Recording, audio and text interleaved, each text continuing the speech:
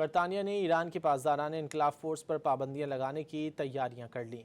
बरतानवी वज़ीर आज़म sir कीयर Starmer ने ऐलान किया है कि वह आइंदा चंद हफ्तों में पासदाराना इनकलाब को दहशतगर्द तंजीम करार देकर पाबंदी लगाने के लिए इकदाम करेंगे। लंदन में दहशत गर्दी का निशाना बनने वाले यहूदी इबादत खाने के दौरे के दौरान उन्होंने कहा कि उन्हें ईरान के हिमायत याफ्ता ग्रोहों की जानिब से बरतानिया में होने वाले हमलों पर शदीद तशवीश है।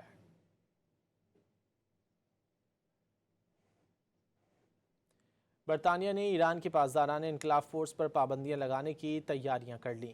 बरतानवी वज़ीर आज़म सर कीयर स्टारमर ने ऐलान किया है कि वह आइंदा चंद हफ्तों में पासदाराना इनकलाब को दहशतगर्द तंजीम करार देकर पाबंदी लगाने के लिए इकदाम करेंगे। लंदन में दहशत गर्दी का निशाना बनने वाले यहूदी इबादत खाने के दौरे के दौरान उन्होंने कहा कि उन्हें ईरान के हिमायत याफ्ता ग्रोहों की जानिब से बरतानिया में होने वाले हमलों पर शदीद तशवीश है।